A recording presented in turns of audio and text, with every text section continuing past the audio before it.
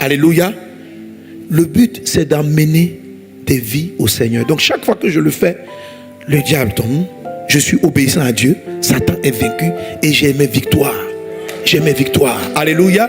Il y a certaines personnes qui aspirent au mariage. Je t'assure que le mari que tu cherches se trouve sur le chemin de ton ministère d'évangélisation. Non, non, sérieux. Le travail que tu cherches, c'est-à-dire que faut pas. C'est pourquoi il dit chercher premièrement le royaume de Dieu. Chercher le royaume de Dieu, c'est quoi? C'est chercher à témoin du royaume de Dieu. C'est chercher à ce que Dieu règne dans la vie des gens. C'est ça. Il dit quand tu commences à avoir cette quête-là en premier, le reste arrive. Tu jettes des paroles accidentelles. Viens à l'église. La dame elle est trop compliquée. Tu n'es pas zélé. Et tu n'as pas le feu. Tu n'as pas le zèle de l'évangile. Zélé. C'est-à-dire tu es zélé. Tu te réveilles le matin. Tu te dis qui on gagne aujourd'hui? Qui on va chercher? Tu fais tes plans de l'année. Comment tu vas évangéliser? C'est-à-dire quand tu te réveilles, tu as des plans stratégiques, des âmes à gagner. Tu es zélé. Parle de Dieu. Et tu t'en fous totalement de ton village. Ils sont tous des sociaux. Donc, là en enfer, toi seul tu vas aller au ciel. Ton ciel est fermé. Toi-même qui es loin d'eux. Ton ciel est fermé. Pourquoi tu viens de cet endroit? Le quartier où tu as grandi. Quels sont les jeunes qui sont là-bas? Qu'est-ce qu'ils sont en train de devenir? Ta meilleure amie d'hier, qui est encore dans la débauche, dans la dépravation, quand vas-tu lui parler sérieusement de l'amour de Dieu? Quand vas-tu lui témoigner de Jésus? C'est pourquoi ton ciel n'est pas ouvert. Tes pieds sont exposés. Tu n'as pas de zèle. Tu jettes des paroles accidentelles. Viens à l'église. La dame elle est trop compliquée. Tu n'es pas zélé. Le feu pour l'évangélisation intime, le feu c'est du zèle. Reçois le zèle aujourd'hui dans le nom de Jésus. Sors de cette conférence en étant nerveux. Tire sur tout ce qui bouge. Alléluia. Quand j'étais élève, quand je donnais ma vie à Jésus, j'avais 15 ans. Quand je donnais ma vie à Jésus, j'avais des programmes. Le matin, on pouvait venir me chercher, un moment, mes parents pouvaient me chercher, mais je refusais qu'on vienne me chercher en voiture. Parce que je dis, de l'école jusqu'à la maison, je tire sur tout ce qui bouge. Premier, Jésus t'aime, Jésus t'aime, Jésus, Jésus, Jésus, Jésus, Jésus. Ça paraît honteux pour beaucoup de gens.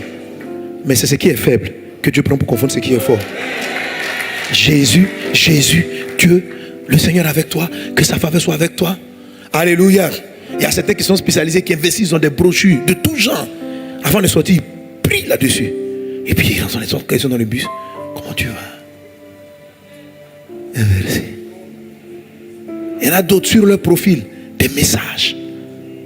Le pasteur Marcelo en parlait hier. Sur les profils, quand tes amis viennent, puis ils rencontrent ta page. En même temps. Témoigner de Dieu. Témoigner de Dieu par ta vie. Témoigner de Dieu par ton comportement. Témoigner de Dieu de ce que Dieu a fait. Alléluia. Amen. Alléluia. Le but, c'est d'amener des vies au Seigneur. Donc chaque fois que je le fais, le diable tombe. Je suis obéissant à Dieu. Satan est vaincu et j'ai mes victoires. J'ai mes victoires. Alléluia. Il y a certaines personnes qui aspirent au mariage. Je t'assure que le mari que tu cherches se trouve sur le chemin de ton ministère d'évangélisation. Non, non, sérieux. Le travail que tu cherches, c'est-à-dire que faut pas. C'est pourquoi il dit chercher premièrement le royaume de Dieu. Chercher le royaume de Dieu, c'est quoi? C'est chercher à témoin du royaume de Dieu. C'est chercher à ce que Dieu règne dans la vie des gens. C'est ça. Il dit quand tu commences à avoir cette quête-là en premier, le reste arrive. Alléluia. Donc quand tu te réveilles le matin et puis tu orientes ta vie par aujourd'hui, oh Dieu, je sors, fais de moi un témoin. Oriente-moi. Dieu commence à conduire tes pas. Et tu te retrouves à la fin, alléluia, avoir que sur ton chemin, tout est venu, ton mariage, tout ça. Amen. Moi, je considère que je suis heureux. Non, je suis heureux même. Je suis un gars bien. Tu m'as béni. Dieu béni. C'est-à-dire, Dieu est bon. Mais tout ça, c'est une vie de témoignage. L'école était pour moi un terrain de témoignage. Quand j'ai fini le bac, je n'ai pas cherché à aller à l'université par rapport à mes projets. J'ai cherché à aller à l'université où je pourrais évangéliser. Donc, malgré mes moyennes, qui me permettait d'entrer dans des meilleures grandes écoles. On est venu me proposer d'entrer en mathématiques, mathématiques supérieures à l'INP. En ce moment, c'était l'INSTP. Mon père est venu et dit, bon, il faut que tu déposes. Et puis j'avais mes amis là-bas, il faut que... Et j'ai fait un tour pour aller voir un de mes amis qui m'avait dit, qui était déjà dans cette école. Quand je suis arrivé, j'ai vu qu'il y avait trop peu d'étudiants. J'ai dit, non, je ne peux pas venir ici. Or, travailler, faire ses études dans cette école t'assurait ton avenir professionnel. C'est-à-dire que si tu es rentré, tu sais que tu as déjà du travail et un travail de qualité. Il n'y a pratiquement pas de taux de chômage. Tu ne peux pas sortir de l'UNP et puis chômer. Mais j'ai vu la rareté des vies là-bas. Et je me suis retrouvé à aller déposer mon dossier à l'université d'Abidjan. Quand j'arrive, non, j'ai accompagné quelqu'un à l'université. Je vois la foule. Yes! Je suis rentré dans un amphithéâtre. Je rentre dans l'amphithéâtre. J'étais encore en terminale. Je suis rentré dans l'amphi. Puis les étudiants étaient là. Avant que leur prof n'arrive, je dis bonjour, chers amis. Prêchez Jésus. Alléluia. Amen. Donc, quand ces choses-là sont arrivées, quand j'ai eu le bac, maintenant il fallait rentrer. J'ai dit, il faut aller à l'INP, NSTP. J'ai dit non. J'ai dit, Jésus, tu as vu, ça en moins d'1 année, j'ai fini tout le monde. J'ai vendu toute l'école. Je vais faire quoi après? Pour devenir ingénieur, c'est 5 ans. 5 ans, j'ai fait quoi? Chaque année, tous les nouveaux qui arrivent là. Jésus, regarde-moi. Pense à l'université d'Abidjan. Regarde les amphis comme ils sont bourrés. Tant d'âmes doivent aller au ciel. Et j'ai commencé à prier pour aller à l'université pendant que mes diplômes, mon diplôme, mes résultats scolaires m'ouvraient les portes des meilleures écoles. Je n'ai pas choisi d'aller à l'école pour ma situation professionnelle. J'ai choisi d'aller pour pouvoir témoigner de Jésus. Amen. Mais Dieu avait prévu que je sois là-bas. Donc, je n'ai pas déposé mon dossier. Je suis parti en évangélisation au Togo. Pendant les vacances, quelqu'un a pris mon dossier. Quelqu'un l'a déposé. Je n'ai pas fait les entretiens. Parce que normalement, quand on dépose ton dossier est validé, puis tu as un entretien. Moi, je n'ai pas fait cela. Amen. Hein? C'est le frère Oyo Emmanuel. Quand il était à l'école là-bas, c'est comme si c'était mon ami. Il regarde juste sur la liste des étudiants. Et il m'appelle. Il dit, Mohamed. J'ai dit oui. Il dit, je ne sais pas comment. Je sais que tu n'as pas déposé le dossier. Parce que tu ne veux pas venir ici. Mais je ne sais pas comment. Ton nom est sur la liste des étudiants. Parce qu'il n'y a pas de Sanogo Mohamed Yéréyan. Il y a Sanogo Mohamed, mais Yéréyan là, non. Donc il regarde, il dit, est-ce qu'il peut avoir un autre Sanogo Mohamed Yéréyan? Je dis, je ne pense pas. Il dit, mais je t'assure que ton nom est ici. Donc je suis arrivé avec une semaine de retard. Quand j'arrive, j'ai dit, mais je suis comme moi. Je n'ai jamais déposé de dossier. Parce que c'était tracé dans mon destin. Dieu m'a ramené. Pourquoi? Parce que mon cœur réfléchit du matin au soir. Que dois-je faire pour que quelqu'un aille au ciel? Lorsque tu suis Jésus, et j'ai donné un message là-dessus que j'appelais bouquet brebis. Bouquet brebis. Quand ta vie est orientée par Christ d'abord, mais il prend ta vie en charge. Et c'est dans cette dynamique. J'ai rencontré, c'est en évangélisation, moi je rencontre ma femme, Liliane. Ça veut dire que toute ma vie est écrite. C'est-à-dire que le matin, en me réveillant, c'est qu'est-ce qu'on doit faire? Et pendant que je dis qu'est-ce qu'on doit faire, Dieu s'occupe de moi. Il dit, mais comment je vais faire pour que tu sois heureux dans ton mariage? Pour ne pas que ton foyer crée un problème à mes évangélisations, mon fils. Je dis, ah bon. Donc, comment je te fais? Je dis, comment je vais pour évangéliser? Dieu a dit, mais comment je vais faire te faire réussir dans tes études? Parce qu'il ne faut pas que tu sois attristé.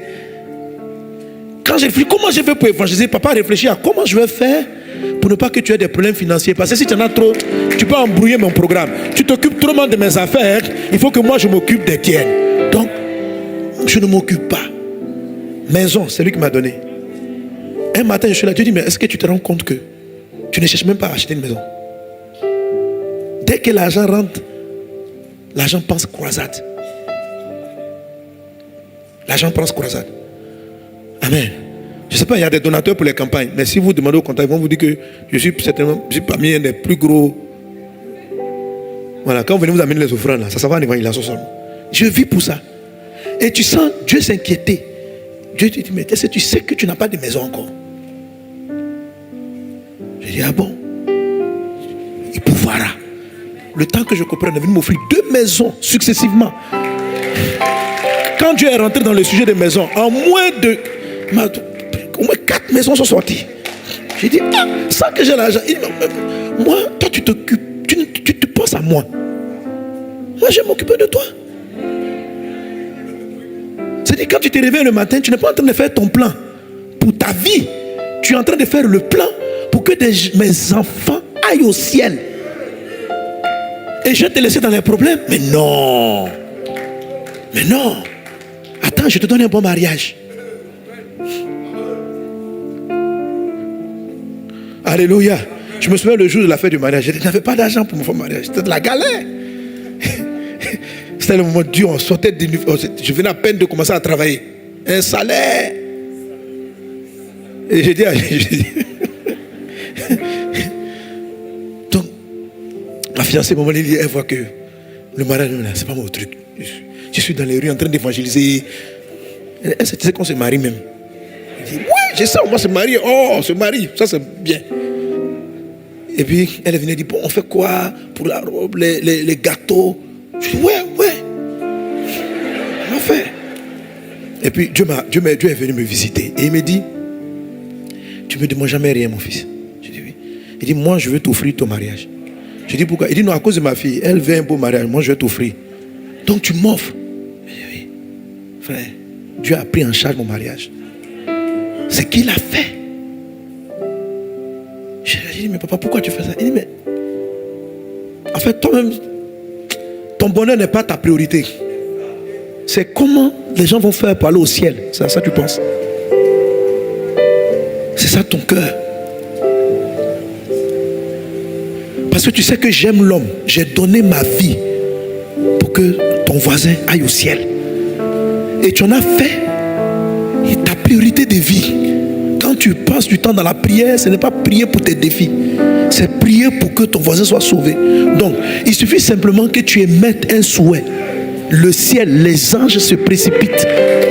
Donc, il y a tellement de choses dont je suis exaucé sans prier. Je ne fais qu'à penser, dire, oh Dieu. Quand je dis comme ça dans mon cœur, oh Dieu, j'ai envie de me reposer. C'est comme s'il ne fallait pas qu'il dise ça. Les billets d'avion, les hôtels arrivent, tout arrive. Il y a trop de choses que je ne paye pas sur la terre. Tellement de choses. Ouais. Ça, c'est très souvent, je suis là, je dis, oh, mes enfants, il y a longtemps, on n'est pas sorti. Je dis, bon, on va au restaurant. Je m'assois au restaurant. On finit, on est tout content, on commande, et puis quelqu'un apparaît. Et il passe, vous ne faites rien. En fait, le temps que je comprenne, quand je sors l'argent même pour payer, le monsieur, ça a déjà été payé. Je dis, qui a payé? Soit la personne dit, ne lui dites pas. Ou il dit, cette table là-bas, et puis je regarde. Ah, soyez bénis. Que Dieu vous bénisse. Ça va, c'est qui? Non, pasteur. Que Dieu vous bénisse. Vous ne savez pas, il dit, vous ne pouvez pas savoir ce que vos messages ont fait dans ma vie. Un restaurant? Non. C'est rien. Alléluia. J'évite d'aller dans les magasins. Mais si je rentre, on va me donner des chaussures, on va me donner un habit, on va me donner. J'évite. Mais pourquoi? Cherchez premièrement le royaume et la justice de Dieu. Et toutes ces autres choses vous seront données par-dessus tout. Quand vous voyez des gens embrasés, alléluia, si vous parlez avec des gens comme Pasteur Marcelo, vous allez voir que leurs vies sont comme ça. C'est-à-dire que je ne suis pas le seul. C'est comme si leur vie est pareille. La vie est pareille. Mais c'est-à-dire que tu as pris le fardeau de Dieu et tu en as fait ta priorité. Cela oriente ta vie. Et c'est un chemin sur lequel se trouve ton mariage. Même quand tu te maries même pour que ton couple, au mieux, tu penses à ce que comment ton couple va glorifier Dieu. C'est-à-dire en fait, c'est pas comment l'homme va me faire du bien. C'est pas comment la femme va me faire du bien. C'est comment lui et moi, nous pourrons servir Dieu efficacement. C'est-à-dire en fait, quand tu mets Dieu devant, c'est comme s'il vient et puis il arrange les choses. Et en même temps, il te fait plaisir. Il te trouve que vraiment, la personne qui t'a donné, vous êtes compatibles. C'est impressionnant ce que Dieu fait. Mais quand tu mets ton bonheur en premier, je veux un homme qui me comprenne, qui... Donc Dieu dit, c'est toi d'abord. On dit chercher premièrement le royaume de Dieu. Donc tu dis non, cherchez premièrement ma paix conjugale. Cherchez premièrement un joli foyer. Et je m'occuperai de l'évangélisation. Jésus. Je lui dis non, cherche premièrement le royaume. Tu dis non. Je cherche d'abord un mari. Si j'ai mon foyer est stable, Jésus, tu vois non? Puis toi, tu expliques à Dieu la stratégie. Si j'ai un bon foyer, on fait quoi? C'est pas, j'ai évangélisé. Il dit, donne-moi un bon foyer, tu vas voir. Donne-moi l'argent. Je financerai les croisades du pasteur Sanogo. J'ai dit, mon fils, avant même que tu aies l'argent. Alléluia. La bonne volonté se voit en fonction de ce qu'on a et non de ce qu'on n'a pas. Alléluia. Est-ce que nous sommes ensemble? En fait, une fois que ce feu-là, ce désir-là est en toi, maintenant après vient la façon de. Et c'est là que tu comprends mon thème, c'est là que tu vas utiliser la notion du faible. Mais il faut que déjà, tu écrives ta vie pour être un témoin de Jésus. Tu écrives ta vie. Tu te réveilles le matin, tu ne recherches pas d'abord comment toi tu réussis, mais tu recherches comment Dieu a déjà réussi, mais comment tu vas procéder pour faire avancer les choses de Dieu. Et tu positionnes ta vie comme ça. Dieu dit chercher premièrement, il n'a pas dit chercher uniquement. Amen. Il n'a pas dit de ne pas chercher à travailler. Parce qu'à un moment, je ne comprenais pas ça non plus. Il dit chercher premièrement le royaume de Dieu. Il n'a pas dit de ne pas chercher à travailler. Il n'a pas dit de ne pas... Non, c'est premièrement. C'est une affaire de priorité et non chercher uniquement. Voilà, on te dit, frère, va travailler. Non. Tu fais quoi? J'évangélise. Frère, tu seras pauvre, tu auras des problèmes. On dit... quand même, tu prends de là, cherche un peu à te marier. Non. Parce que Sanogo a dit Dieu d'abord. Je dis, mais Dieu d'abord, là, ça veut dire d'abord. Après, d'abord, il y a. Est-ce qu'on est ensemble? Il y a après. Il y a des frères, c'est parce que ça crée un autre déséquilibre spirituel. Donc, quand vous le voyez, ça dit, à la limite, ça devient effrayant maintenant. Après 20 ans d'évangélisation dans les plein air, dans la rue, la vie n'avance pas. Parce qu'ils sont restés, ils ont cherché, pas premièrement, mais uniquement. Ils n'ont pas laissé Dieu qu'ils ont cherché en priorité leur ouvrir les portes dans les autres domaines.